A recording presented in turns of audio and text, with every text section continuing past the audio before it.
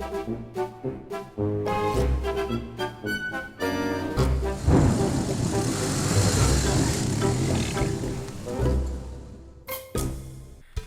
this would turn out to be the last major ride of the season, with everybody present. What happened, boys?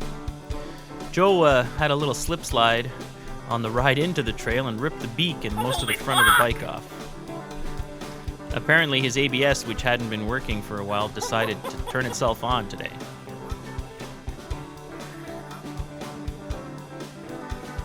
Henrik never misses a chance for a little man-on-man hug action. At least you still have the beak. And of course, we always pack out our trash, which explains why we haven't left that DR650 on the trail. But Joe, being a true player, soldiered on his disfigured 1150 GS. This is a DR650. They're normally that ugly. And we eventually made it to the sand pit. The good news is there's lots of scrap 1150s out there on adventure riding. Pillage parts from. So Joe, tell us what happened out there. Damn ABS. It's foiled me all season. Sometimes it doesn't work. This time it worked too well. Oh. It's okay, it's all good. Why would it bend down though? Because you hit a tree? Beak pushed. How was it going to push back? That's just off the top of my head. I'm not a forensics guy. It wasn't even a big tree. Well, it wasn't a twig. Big enough to stop the bike. Big enough to stop 700 pounds. Any advice for people at home? Don't Stay in bed. Now on a lighter note, Much lighter note. Henrik, tell us about your petcock. During our last ride, my petcock lever fell off, and it just fell off. Anyway. For those of you who don't remember, Henrik actually ripped off his petcock with his foot. We replaced it with a seal. The problem is I forgot to put the sealing o-ring back on the petcock when I reinstalled it. It is now leaking gas. Not much though, not much. Any advice? O-rings are good, they're good. It was at this point that we realized the nice people who run the sandpit had left us this big pile of dirt to play with. It seemed a lot steeper when you were driving up it than it looks here in video. Oh, beauty shot. Wow. This is coming around from the other side. As usual, it seemed a lot steeper when you're standing on the top of this hill.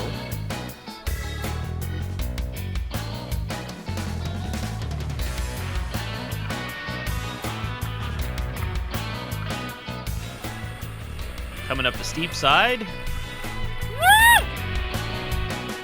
And Ike was coming up one way, Chris was coming up the other, and we just avoided crashing into each other head on. This is what happens when BMWs mate. We're still waiting for the baby GS to be born. Chris, you need help? Riley, And of course, always lift with the lower back.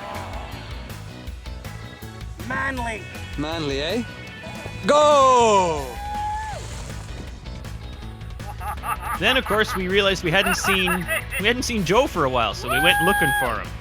He wasn't content to have one crash, so he decided to have another one. What the fuck are you doing?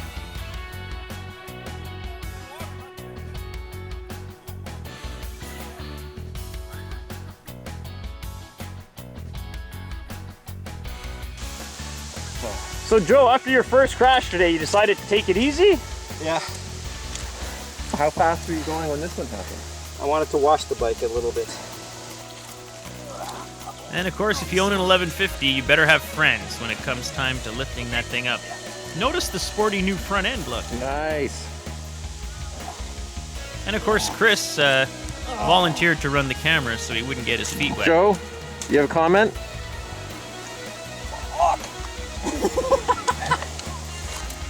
I had no excuses for that one. ABS was off. You had a little front brake action there? I'll do This is where Joe's bike was sitting in the water, and that's where Joe's body landed. Not bad at all.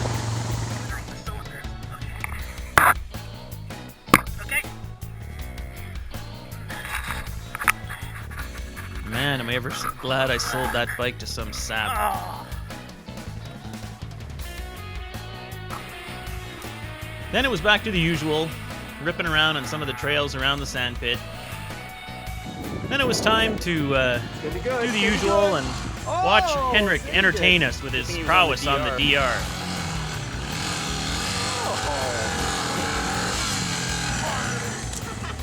Now, if you're gonna fall, remember to zip up your backpack.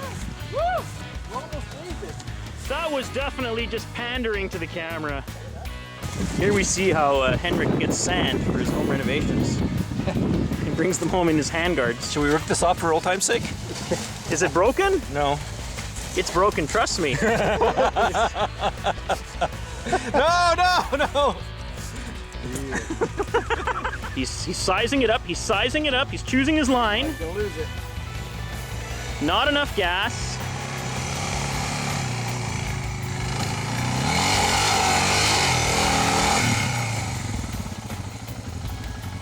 He learned a lot from his last attempt. What the fuck is he doing? Once again, we see the agricultural activities. I think Henrik will be planting corn here in the spring. Oh, nice. If we weren't 20 feet away, we would help him. Now he's gonna remount. Oh! He's gonna do the Dakar start. Now jump on the bike. Come on. Oh.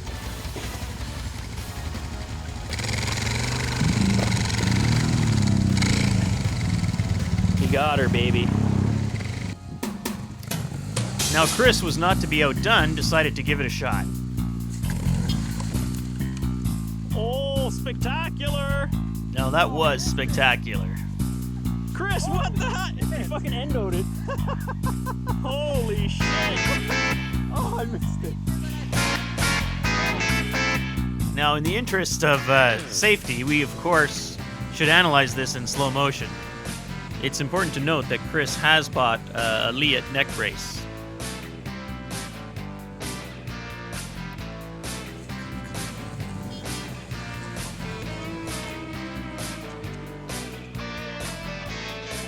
So Chris, is this the new way of doing an oil change? He had time to put on the bleed.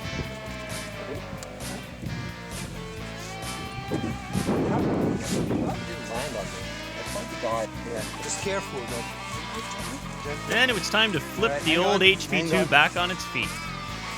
This bike crashes amazingly well because the damage was super minor. Basically just a bent mirror. We do know that HP starts well. Check out the mirror. I don't know when I developed this crazy laugh. Once again, in the interest of safety, we had to do a forensic reenactment.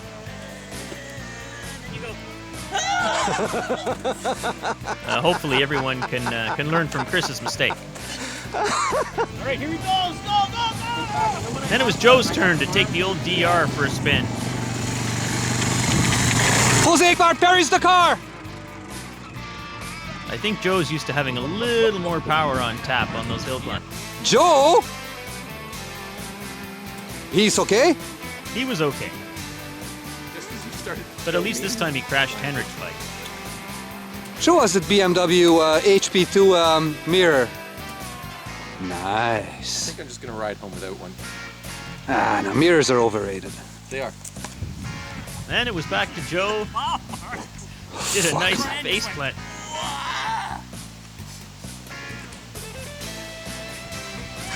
The poor asshole whose bike it is, eh? Who the fuck would lend Joe their bike? Exactly. But Joe was back on it, got back on the horse, and off he went.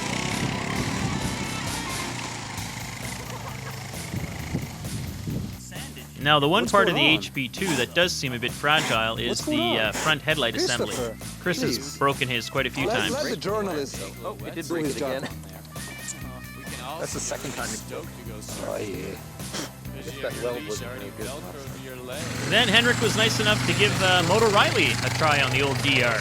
What's that? That sounds like And then, yeah, I fell down, but at least. Then we see Henrik. We see Henrik trying out the mighty F800. Notice the aggressiveness, the massive throttle application, the incredibly short legs. Look at that speed. Look at this, the spinning tire. And then we took turns abusing the suspension on the DR. Henrik has bought some IBAC springs, front and rear, so his fat friends can ride his bike this summer. Then Henrik decided to show us how it was done.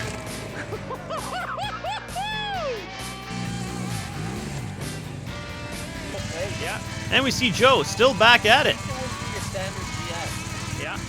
I kind of like that new front end look. Now, what's really nice on a hill climb is if the expert rider in front of you doesn't quite make it, and then you come along, and all of a sudden the main trail is blocked, and you've got to try some other impassable route, like Chris here, and you don't quite make it.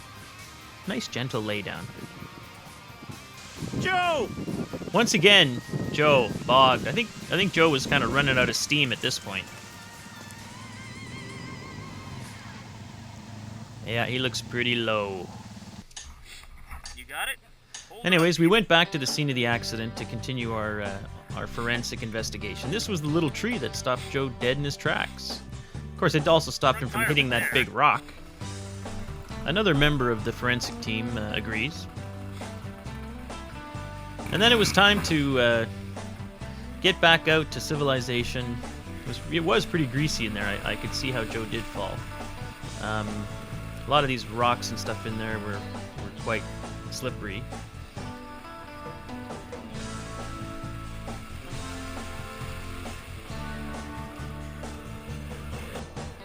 Once again, if you have any doubts about the quality of the GoPro, that thing just keeps taking a beating and runs perfectly. Then it was back out onto the main road, a quick ride over to Fort St. Eugène for the traditional post-ride coffee and debriefing. It's amazing that the front beak was totally ripped off, turn signal intact, plus this little flangey bit. Primo. Joe. It's not a Suzuki turn signal. Joe, it looks like you gave your bike a pretty good workout. Some crash bar shavings. Think we can bend everything back? It's going to take more duct tape than we maybe have on hand. I actually have duct tape in my backpack. Now, this was the shot where I realized Henrik is also going bald. I thought that was only for when you ran out of toilet paper. Then we spotted the real damage. Holy shit! There's mud on the sticker. Yeah, eh? Ooh. Some asshole was spinning wheels on the trail. Anyways, all in all, not that much damage considering all the carnage that happened out there. Okay, so what tool? And like I said, this was pretty much the last big gathering of the season for the Awesome Players Off-Road Motorcycle Club. This is plastic, so that's not gonna Some break. mild scuffing to the top of the speedometer. Hey, that takes talent and effort. A lot of effort. Yes, that was a good show. Here's a quick look back on some of this year's highlights. And stay tuned for more. This season's just about to start.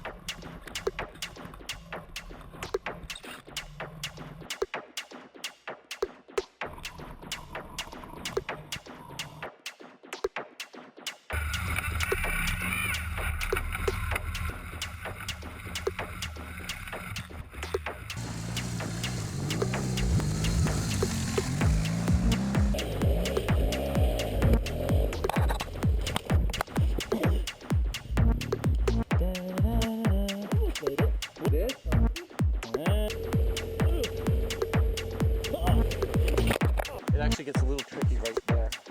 I'm glad to hear.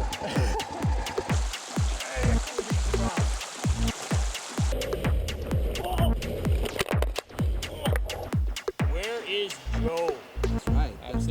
The knob is missing.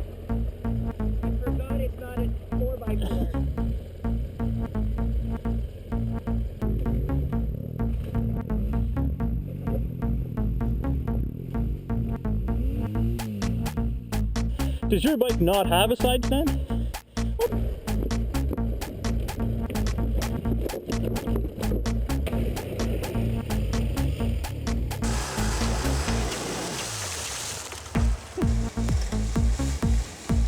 Nice and slow, clutching it.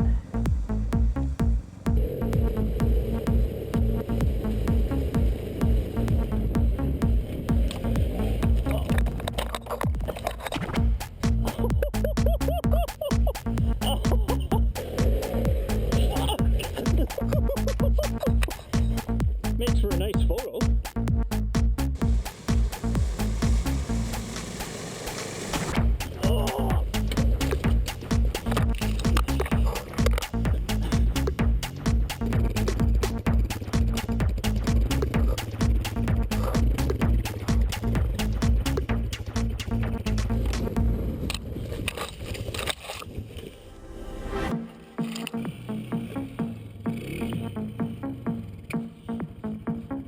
Dude.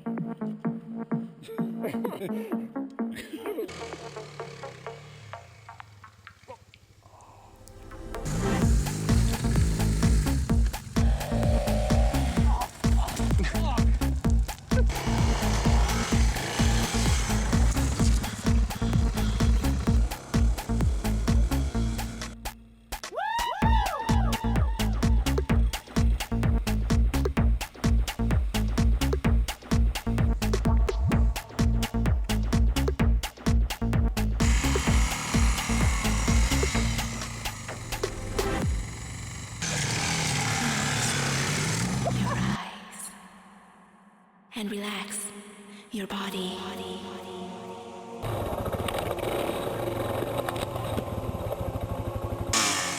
How's his rear suspension? Good, good, good, good. It's getting better. Whoa! Man down!